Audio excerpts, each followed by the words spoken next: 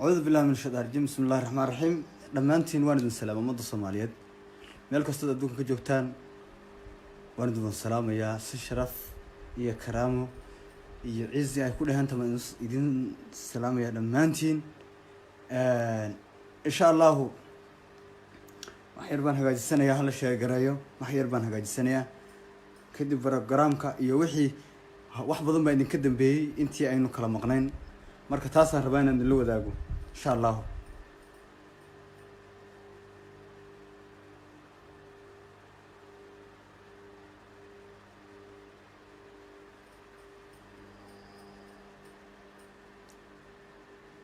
maanta waxaan soo xasuustay heestii dulmi doonaan aragne dulmi doonaan aragne hees haddii ay la xasuusto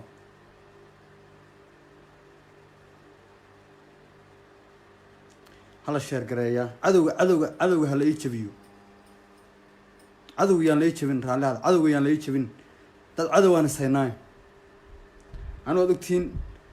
waxaan ahay fanaan qaran fanaan Soomaaliyeed qabiil ma ihi waxaan ahay fanaan qaran fanaan Soomaaliyeed baan xagaasna ka waxaan ku aftirsadaa qaran fahmaysan qabiil kuma aftirsado marka hala sheer gareeyo wax yar baan hagaagsanayaa si fiican loo sii sheer gareeyo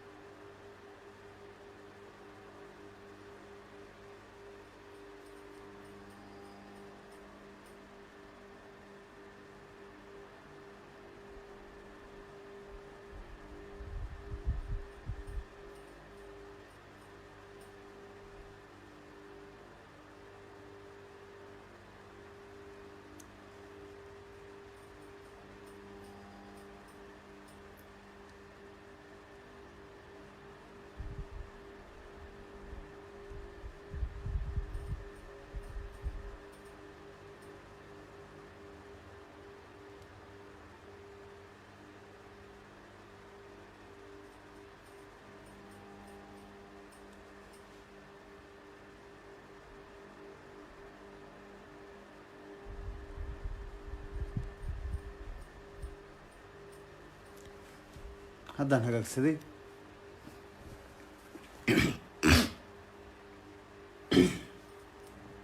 biyihii aaw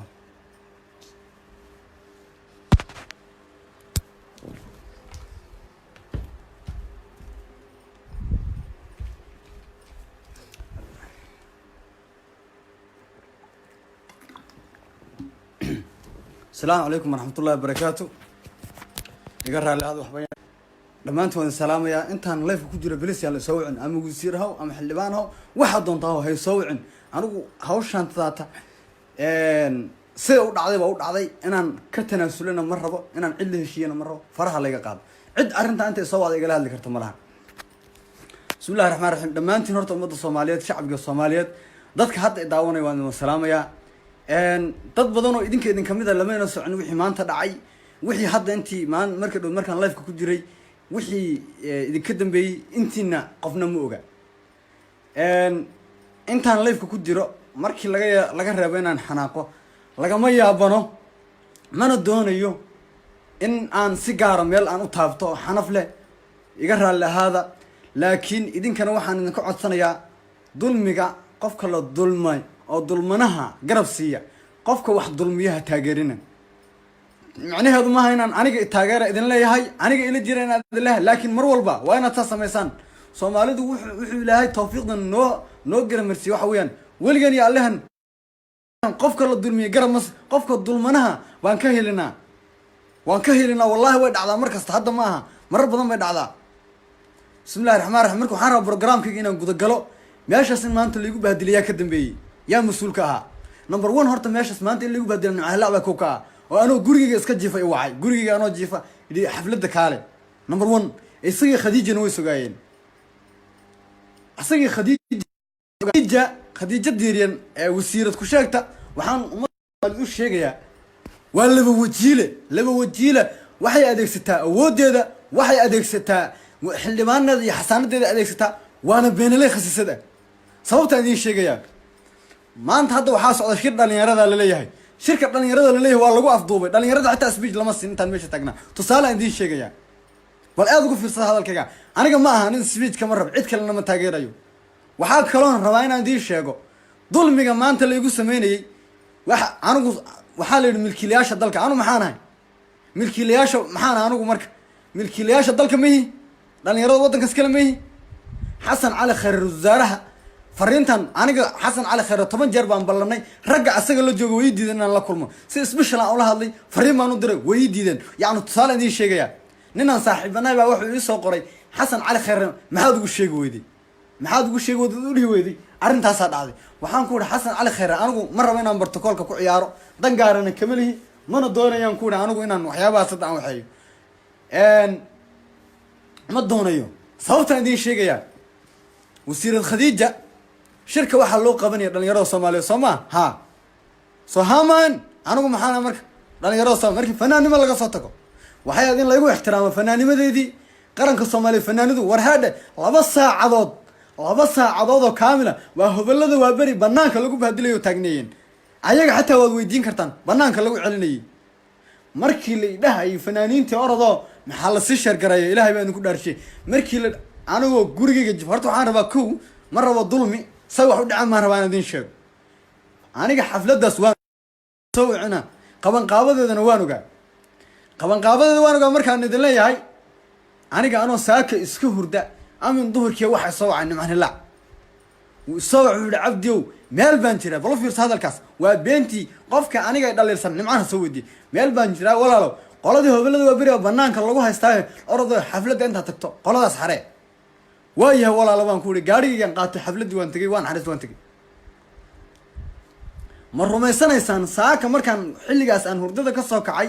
hadda markaan 1 saac idin dhahay ilay baan soo galayaabaa qado iyo waxaan cunay igu horreysay intaasoo dhan xafladdii baan taagnaa meesha stagekaan taagnaa dhalinyarada soomaaliyeed oo xafladda joogtay iyo dadka live-ka daawanaya kulli way iga wada dhaxarkeen meesha inaan joogay oon meesha taagnaa way u wada jeedeen good waxaa dhacday marka xafladda markaan tegey oo meesha stageka ahayd nimcaan oo hawshii dhacday kooxdii adigu wixii waan xaroonay alcamuum ma rabo inaan sii kala qaado gudihii waan gallay gudihii markaanu gallay meesha stagekaan tegey waxaan ku idhi stage hala sii sheergareeyo livekan madaxda soomaaliya dadka soomaaliyeedna hala sii gaadhsiiyo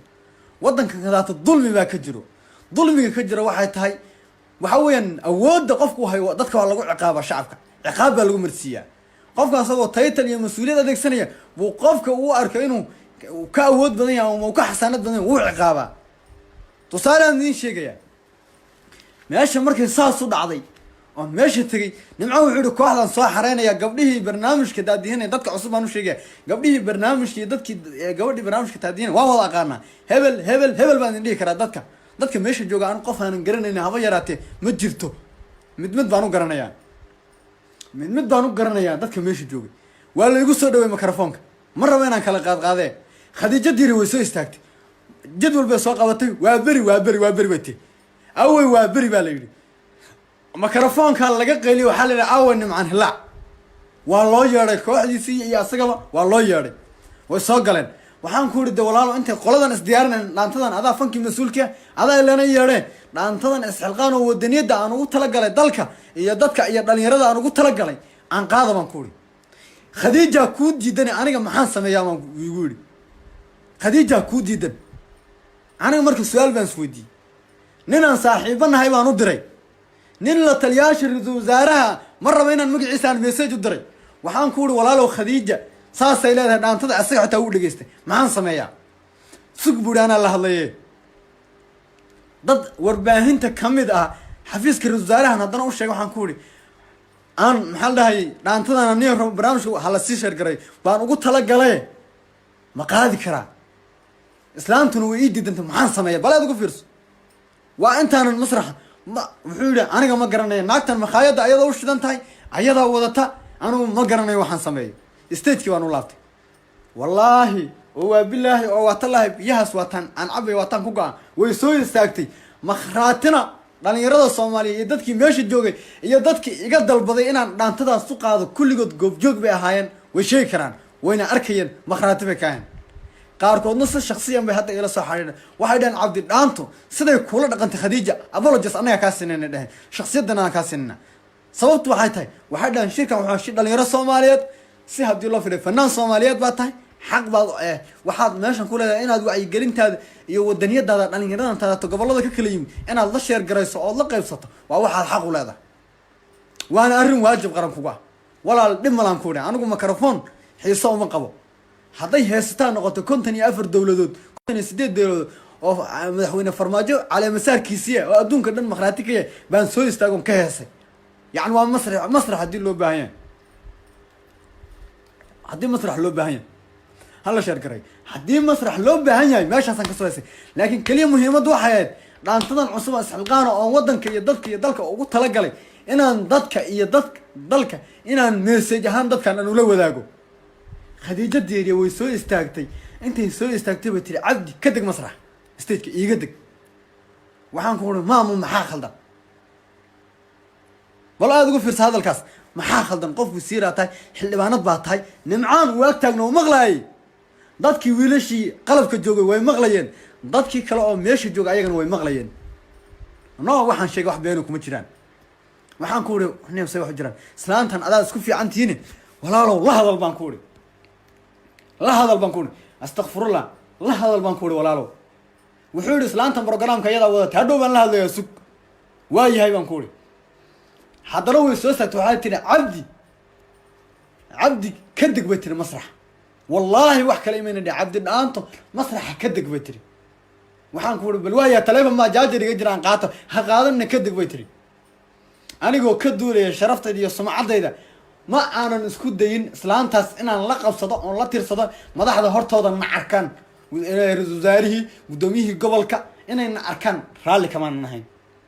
dhalinyarada meesha joogtay oo taageerayaashayda inay ayagana ka xumaadaan raali kama nahayn oo inay arkaan sida la ila dhaqmay intay arkaan meesha buu ka dhalato oo yaani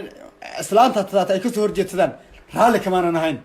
hala si shar gareeyo walaalayaal hala la si gaarsiyo ma fahamteen raali kama nahayn balaad ugu fiirso shib baan idhi waayahay baan ku idhi habar waan degaya waxay raacisay halkan ma aha jigjiga bay ku tiri dhaantana loogama baahnee gowtu jigjiga bay tiri oo halkaas dhaantada ku soo bandhig balaad ugu fiirso hadalkaas meel ku qorta ma aha this not jigjiga bay ku tiri aan loogama baahna dhaanto markaas waxaan ku idhi anigu waxaan ku idhi jigjigana may fanaan Soomaaliyeed baan ahay waxaan ku idhi hadalka aad leedahay habar iska sax masraxan waan ka degay balaad ugu fiirsa hadalkaas masraxan waan ka degay walaalayaal waxaan rabaa inaan idin la wadaago ra'iisul wasaare xasan cali khayr tusaale idin sheegaya wuxuu yiri milkiilayaasha dalka tiin anigu maxaan ahay marka milkiilayaasha dalka kamid ma anigu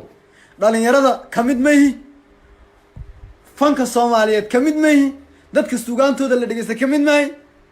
heesaha meesha lagu soo bandhigay ayadaa sameysay murti ma lahayn wax murti ma lahayn xasan cali khayr lagu amaanayay dalkaay 3 sano soo haysay haddana sii hay waliga xilkaay wax saas ka hadlayeen balaad ugu fiirso waad dhageysan kartaan haddii aniga aad waxa laga yaabaa hadda inaad aniga daalaci raacsantiin oo dhihi kartaan ninkan taada muxuu la qeylqeylinayaa balaad ugu fiirso waxa laga yaabaa hadda inaad saas leediin laakiin waxaan idin sheegayaa waxaad sida la moodayo mise sida ay tahay tusaale idin sheegay dhalinyaro Soomaaliyeed baa soo waceen waxay dhaheen wasiirad khadiija dadka ay meesha ay isugu yeertay ma dhalinyaro Soomaaliyeed ma mataleen waa dad ayada soo qortay waxaa jiraan ururo dhalinyaro organization oo xamar ka dhisan oo wasaaradda ka diiwaan gashan lacag baa laga qaaday lama casuumin lacag baa laga qaaday dib aad ogaan kartaan lacag baa laga qaaday lama casuumin Soomaalida garan afgobaadsi iyo been iyo propaganda iyo qaraac bay meesha la soo istaagtay Soomaalida garan aniga sharaftayda iyo wax walba maanta soo gaaray meeshaas waxa mas'uulka nimcaan la waayo ninka casuuma iska Soomaa fankan asaas ka laha maaha inaad jilacsanaata dee raga ilaahay xiniyo ku yeelan nin raga